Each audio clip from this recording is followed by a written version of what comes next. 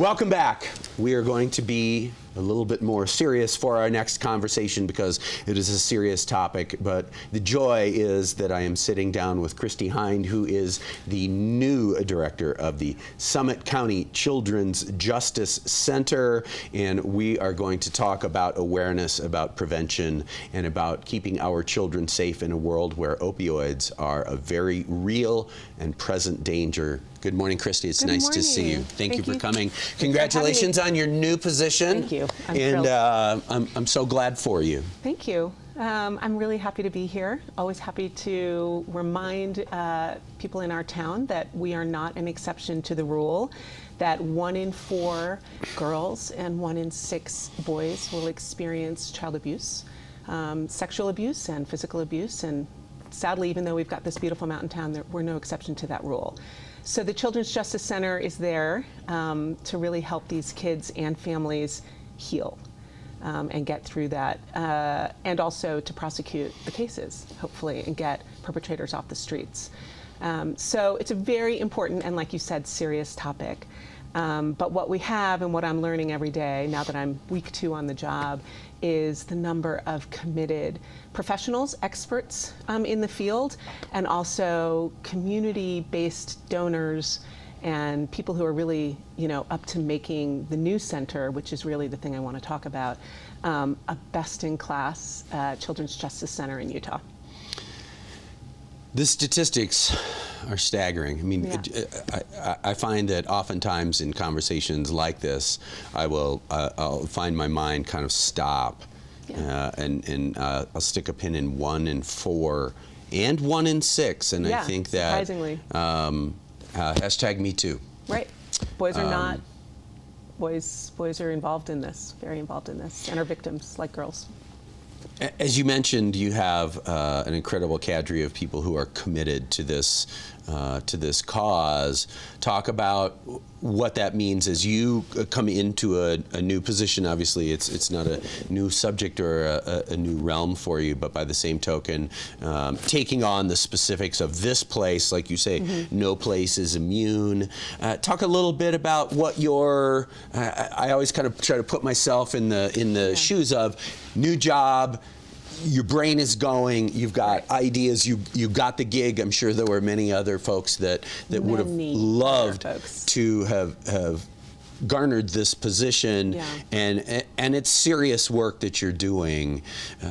Talk about your plan. What is it that is really sort of central focus-wise for you, whether it be more messaging and education or logistics? Is there kind of a COO kind of component that you're working on? So just backing up, I am new to the realm of child abuse. I have not spent my career working in this field. I've spent the last 20 years as a lawyer in private practice in California. So why this and why me? We moved our family here in 2016, and I've been looking to pivot to public service. I started my career 25 years ago in public service, and I've, over the years, definitely through pro bono work and work on boards, been involved in community service and social justice work. But in coming to Park City, I was really looking to pivot full-time to a position. So while I don't have a background in children's health or in dealing with child abuse, I do have a pretty good background, solid background in investigations, and I think more importantly in coordinating and working with experts. So our model and the model across the state, and in fact across the country, which began about 30 years ago, in child abuse cases, what we used to do was drag kids across what we think of as like lanes of highway, right? Everybody stayed in their lane. You had medical experts in one lane, sort of prosecutors and legal experts in another lane, maybe mental health experts in another lane, and sort of child protective services in a lane. And a kid would come forward with allegations, and you would drag them across all those lanes. What happened 30 years ago was that they created a new model, which would be, we're going to create a place where all the experts come to the child. And the idea is that from that moment forward, we're going to make this better. You've had a horrific experience as a child and as a family. So from that moment forward, we're going to bring experts to you for 2 reasons. One is we're going to prevent secondary trauma, which was what was occurring for these kids being dragged across lanes of highway.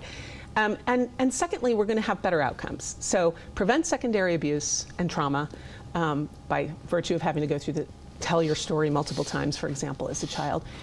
And we're also going to have better outcomes because we're going to meet that child and that family where they are. They're going to do one interview, and they're going to hopefully in that moment receive the services that they need. So these centers, and our center in Summit County, the Children's Justice Center, exists to sort of support and coordinate this multidisciplinary team of experts. And I can tell you, having, yes, 2 weeks on the job, but the experience of being trained last week at the district-wide, statewide CJC director training, we have a best-in-class team. Good. We have a team that is not only expert in their field, the various folks who show up to meet these kids, but they're also, their level of engagement is extremely high for what you see in this state. I mean, there are a lot of people across our state doing this great work, but I feel really strongly that our team, which got together on Wednesday this week, it was unbelievable, the amount of heart that came into the room, in addition to brains. So I was, I'm very, my tail is tingling about this because I feel like the work is great, and I think that there's a place for kids here. But equally important, I think, is we've been operating out of a temporary space.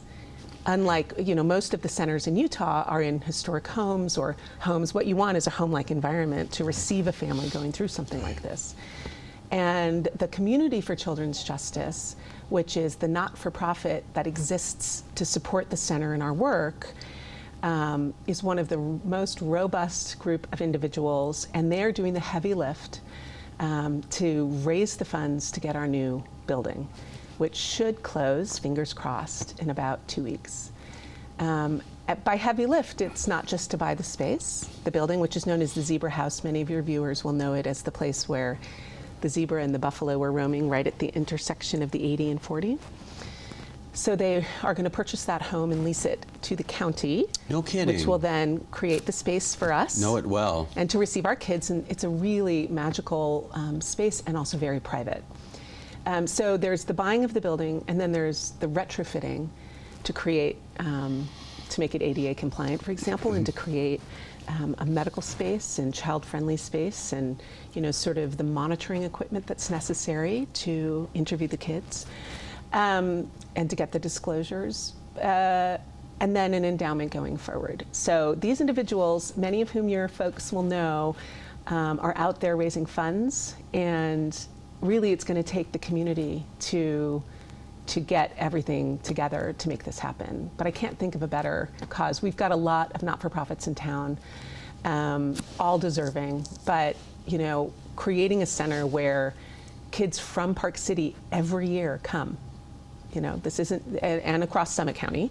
We serve Summit County, but 35% of our cases are right here in Park City.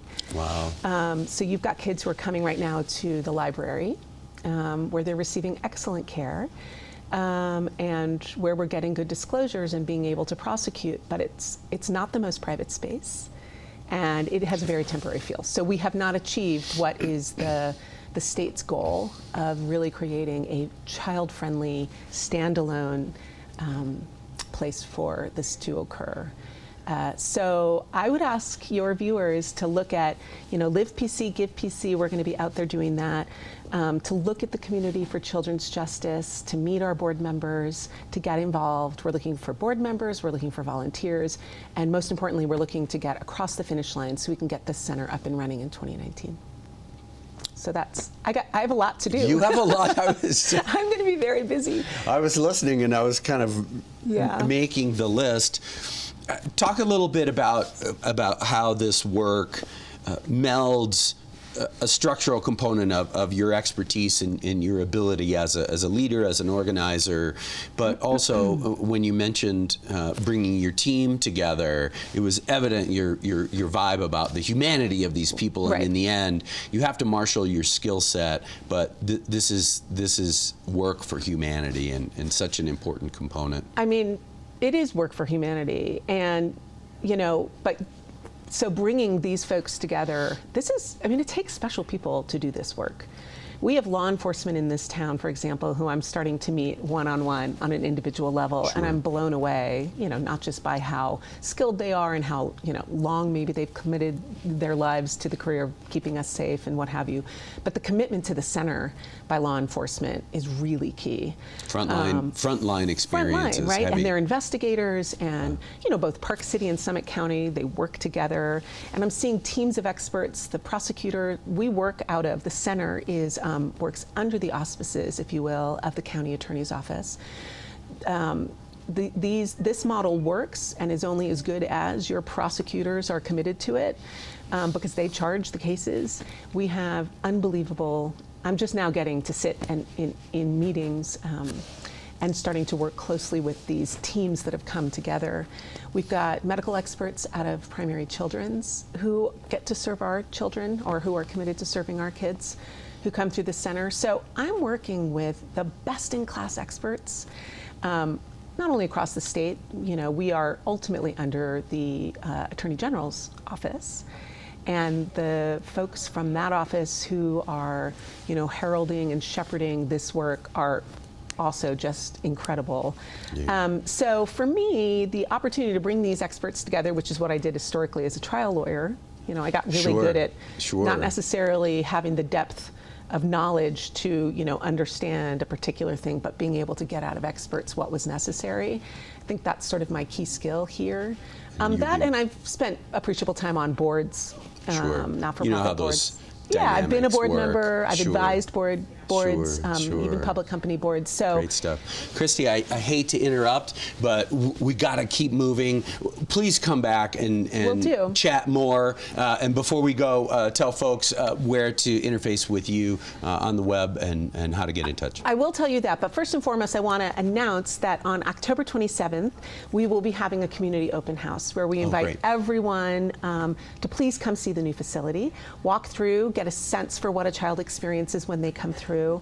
That'll be from 4 to 6 p.m. on October 27th, and it'll end in the backyard, hopefully, weather permitting, with a lemonade stand. So please come, and you'll get to learn more about us. There'll be boards, there'll be cards, there'll be marketing collateral. So otherwise, you can reach me at Hind, CHIND, at summitcounty.org. I'm happy to answer any questions you have. Fantastic. A pleasure to meet you. Thank you for your work. Thank you so much. We'll look forward to seeing you again soon. Bye. We'll be right back after this. Please stay tuned to the Mountain Morning Show. We're not done.